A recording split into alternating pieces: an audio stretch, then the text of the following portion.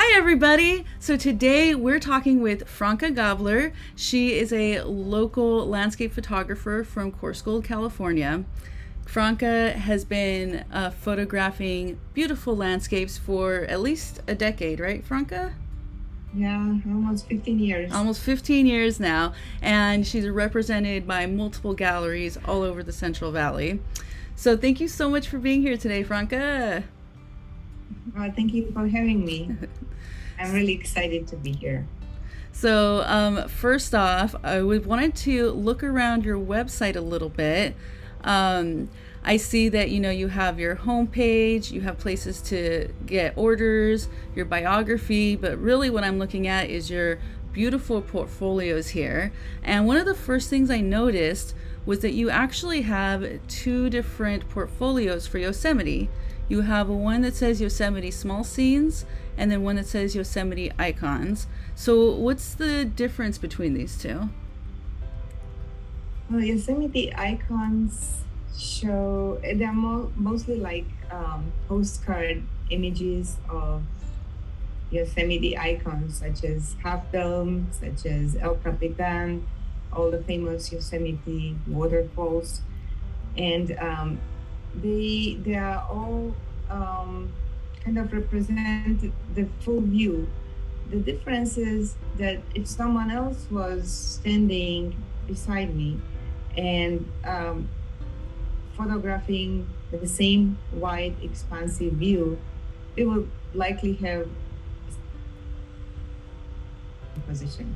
And but still, I mean, then I feel that maybe having more intimate views of my subject allow me to be more creative.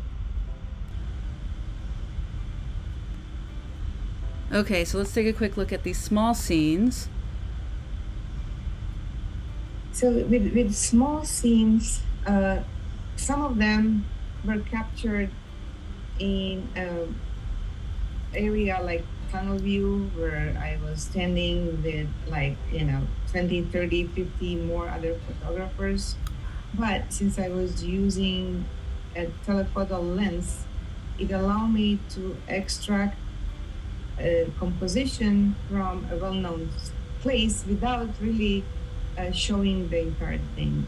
And I think that allows me to be more expressive, to to show a more personal view, to have more refined compositions, because my compositions with smaller scenes are very different than if I had a wide angle lens and if I captured the entire views of iconic rocks, and everybody else knows how these rocks look like.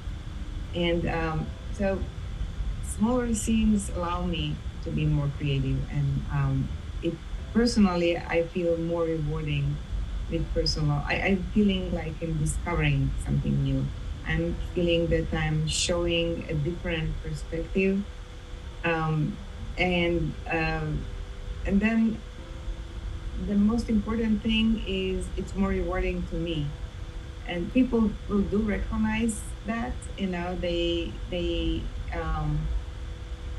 I think they will see through my eyes, and many times they get surprised because they expect me to, not me but other photographers, they say, Yosemite is so much photographed, and what new can you photograph in Yosemite that hasn't been photographed yet?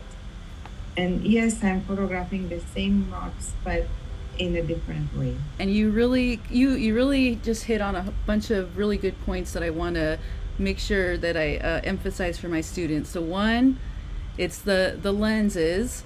Most of the time people say use a wide angle lens for all landscape photography because you want to get it all in, but you've just proven to us that by using a telephoto lens, you can really create more personalized imageries to you and really represent what you are seeing in your creative vision. I love it. Yes, Um, with the exception of this image is with wider angle. lens for Right, this right. particular You image, just because I was so you can use close to the different subject. ones. Yeah. Yeah, So yeah, like for this one was probably telephoto. yeah. That's at 400 millimeters Four probably, 400 and millimeter. I basically created a composition that no one would recognize. They wouldn't know that this particular rock, it's called rostrum in Yosemite, just because to me it wasn't about the location, it wasn't about the rock, it was about the uh, the three little trees on the top of the rock in fog, the distribution of the key elements of this scene, the atmospherics in that photo, the harsh life on the top of the granite rock, rather than just depicting a particular famous rock in Yosemite. Well, So and this is a really good example of what weather can do, because I think a lot of times, especially with Yosemite, people go to Yosemite in the middle of the day and it's really clear outside. And like, oh, it's such a sunny, clear day. Let's go to Yosemite. But then all the photos start to look kind of the same, and you're not really getting anything different. And a lot of people wouldn't think, if it's, foggy or rainy or snowy, that this is a great time to go take a photo. But in fact, this adds a lot more drama to your images. it does. It does. Actually, it adds mood to my images. And by combining the composition with light, with, of course, exposure settings, with atmospherics, it allows me to capture the essence without necessarily showing the entire vista. So So, go ahead, I'm sorry. no, yeah, yeah. So you go ahead. I was. Well, I was just going to ask, so now I know that you go out and you shoot there a lot, right? This isn't like you just don't go out once every few months and happen to capture these beautiful images. You go there quite a bit. So I guess my question is, what, when you go out and shoot, do you always come away with an image that you're really happy with, or do you end up revisiting the same places over and over again? Even if I come home with the best image, I will still go back and explore and maybe even come to the same place and see, just basically observing how it looks in different light, in different weather conditions. Uh, in different seasons, the light is different, the angle of light is different, the way how the subject is illuminated is different. So I I go there a lot, and I always come with something new. Sometimes, depending on the weather conditions, I may I usually don't stay don't spend the entire day in Yosemite. The reason for that are, the crowds of people. But when I go, I go. Usually it's dark. It's very early in the morning. Like, depending whether it's winter or summer, it could be from like 4 a.m. or it could be like 5 a.m. But I'm on my way to Yosemite, and I actually enjoy the ride, riding on empty roads, playing my favorite music, drinking my coffee, Mm. with all the expectations and thoughts that I may have what I'll photograph when I get there. And I may have like um, a little bit of a plan. I may think, oh, maybe I'll stop to a certain vista place first. But um, I never, I very seldom adhere to that. So if something else draws my attention along the way, or if I notice some beautiful atmospherics or light happening elsewhere, I'll just disregard whatever plans I made, and I will continue following my instincts and exploring. I um, I changed the way how I approach photography. I started focusing more on the experience, and I followed my intuition. I I learned to slow down. I learned to make a pause, to observe more. I learned to stop and to feel the place. I To love that. Yeah, because I mean that happens to me all the time. I get somewhere. I mean, I don't do landscape photography like you do, but you know, even in my, I'm more of a cityscape photographer type of girl. But I know that I'll get somewhere and I get super excited and see all the photographic possibilities, and then I kind of have to stop myself and say, okay, just experience the place first, and then you can really express what's exciting you, right? yes, and that to me that's crucial. It may not work for everyone, but to me it enables me to connect with the place, to notice things that I wouldn't have noticed if I haven't stopped, slowed down, and try to not just observe, but also, taking the sense of the forest, listen to the river going by or to the wildlife. It's almost like, you open all your senses, and then you can perceive better.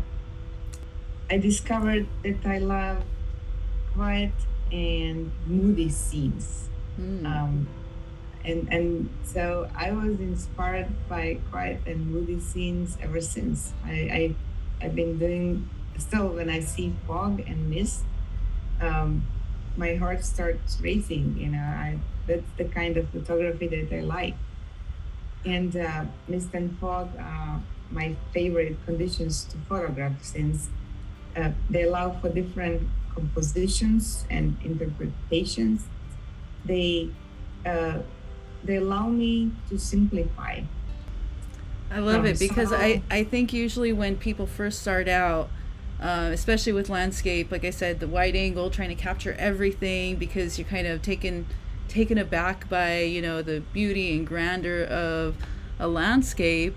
But this is, I'm so glad you brought that up about simplifying, because that's actually something that I was just talking to my students about, is that photography isn't always what you can capture in the frame, but what you also decide to leave out of the frame, in Yes, order to really direct your audience or your viewer to what you want them to see, right? yes, and also, when you photograph smaller scenes, you have many more possibilities to capture, to many more possibilities that allow you to express also how you feel. Mm-hmm. You can uh, you can clearly communicate what drew your attention. The viewer will notice this. They will notice, you know, what you wanted to communicate. So, why don't we? You were kind enough to send me some images over, and so why don't we take a look at them in Lightroom? All right, so um, first off, I guess let's talk about shutter speed. What what especially type of shutter speed do you like to use in your images with water? I I like to use all different shutter speeds. I mean, I won't say shutter speeds, because the shutter speed will depend on the velocity of the water, how fast water moves, and the available light. So every time, there is no recipe. Different scene uh, will ask for different shutter speed. But with shutter speed is more.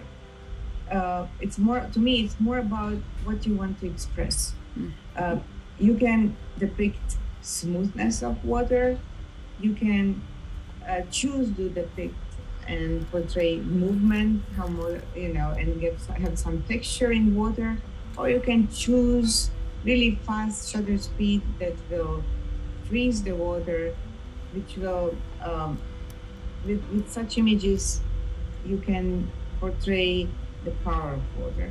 So the creative decision of how much blur we want to include will depend on the mood we want to express. So let's start off with your smooth water scenes. So here Oh, we yeah. have here we have a couple of different ones, and so with these images, the water wasn't completely still, but I can see from the metadata we have 25 seconds, 30 seconds, 20 seconds. So that's really the key to getting those nice glass looking water images, right? Yes, yes, because long exposures minimize textures in water that would otherwise compete with the subject. So if I capture this with and the scene captured with long exposures where you totally smooth the water are very different from the scene that you're actually looking at. The water in this scene was all choppy, and there were waves, and so the textures of the waves competed with the textures of these rocks here. This is Mono Lake, and these are called tufa towers. So by smoothing the water completely, I emphasize the rocks. So the images that are captured by long exposures and where you have smooth water, these images are soft and ethereal and calming. So Very calming. very calming, yes. Very different from what actually it was. It's kind of, yeah, it's just using your camera to express a different mood, and it may not necessarily be how conditions were at the time. Now, with this image in particular, the 25-second shutter speed, did it have an effect on the clouds and how the clouds are represented as well? Yes, that allowed for capturing movement in clouds too, and that will also depend on on how fast clouds are moving.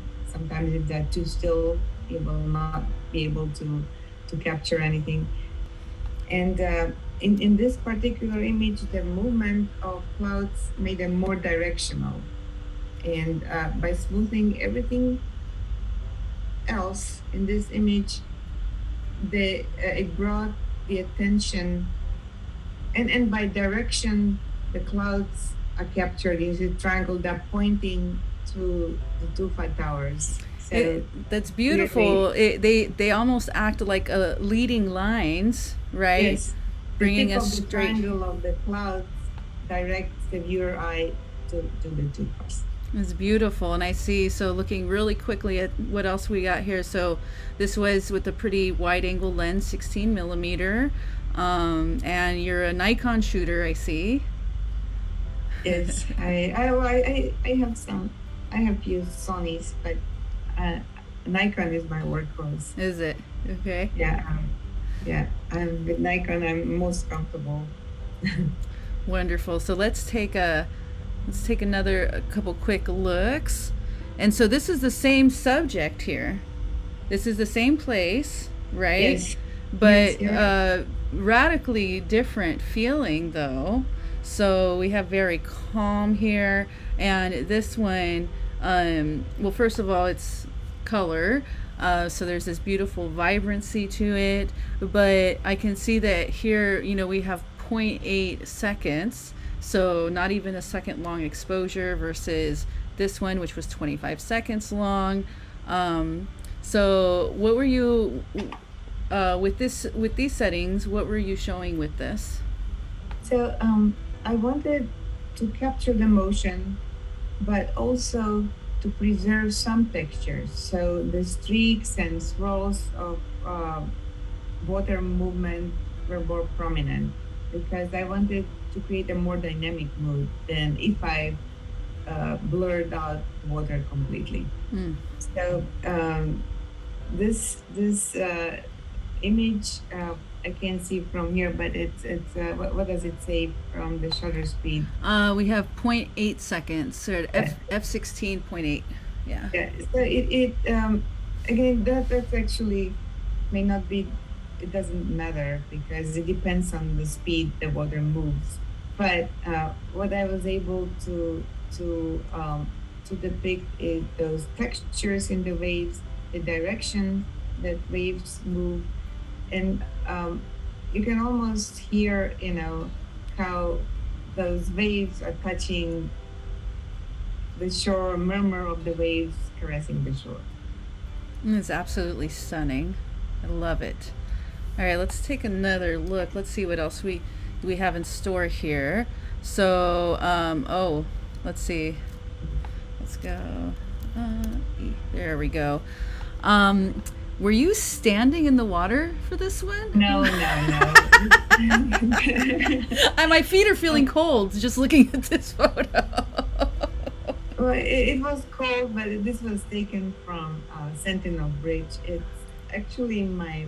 I never stopped there because to me it was kind of cliche composition, but the conditions were so good. The I like, but there are several factors here.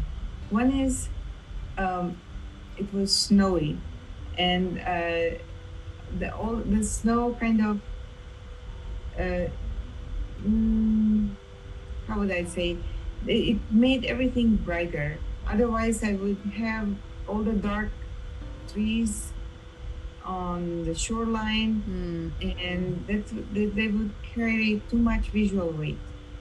And by having a very long exposure here, so I did stack a couple filters here, neutral density filters to slow down the water.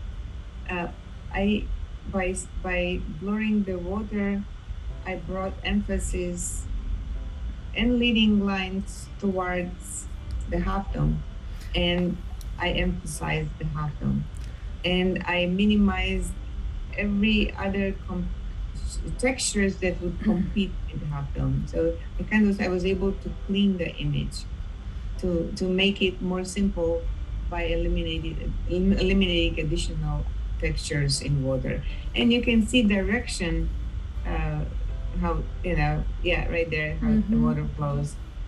So and so really quickly, I just want to remind my students about neutral density filters. We talked about them briefly not too long ago, but so neutral density filters are basically a filter that's going to just darken the view so that you can start using longer shutter speeds primarily. I think that's pretty much that's why I've always used them. I don't know if there's any other reasons, but yeah, so you can do this type of thing when it's a brighter light.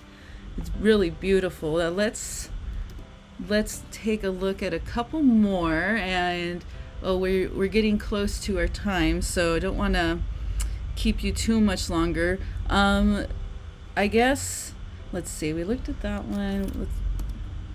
Didn't mean to go full. Let's go E. There we go. All right. So here's this other. This would be another one of your classic small scenes, right, where you're not getting the whole big view, but you're really coming down in here. And what's the most striking for me on this one, I think, is how you've balanced your composition with these two different elements that feel similar but are very different. You have a very hard wood with these branches that are twisting around, and then you have this beautiful water coming around as well. And it looks like for this one, 90 millimeters, so starting to get a little bit more in the telephoto range, although you said you shoot up to what, 400 millimeter is your longest lens? Yes. Yeah. And I Um, do have teleconverter if I need to, but I don't use it that often. no? Okay. It, Um, it yeah. and it looks like, so you're at f16, 0.5 seconds. So slow shutter speed, but not super slow. So we're still feeling some of that water, right? Yes, I wanted to leave some texture in water to show direction of the water and also to show um, more, you know, excitement and movement and tension and even, anticipation. You are wondering, where will water go next? Will um, it's more dynamic than if it was totally if the water was totally blurred. So Awesome. yeah, and I like how the water kind of mimics the shape of this branch, or it looks like maybe roots. Mm. It's really stunning. I absolutely love the contrast you have going on here.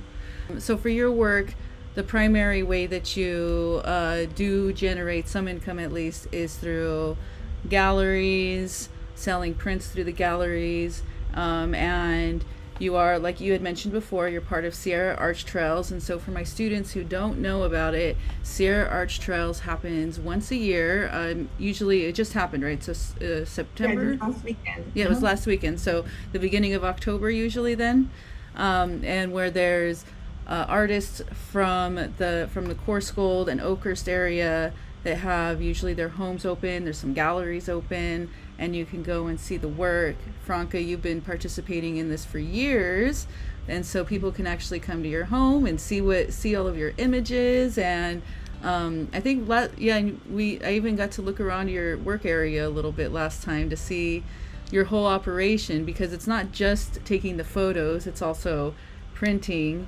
matting, framing.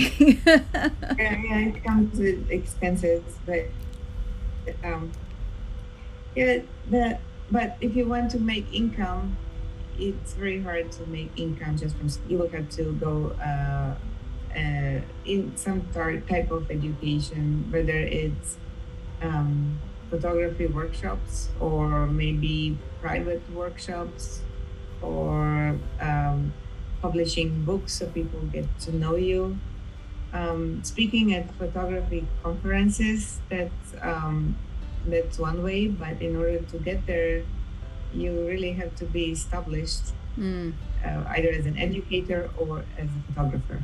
But I've been invited to speak at a few photography conferences, and I noticed that all other photographers who were much more uh, known than I am, that they were super excited to be part of it.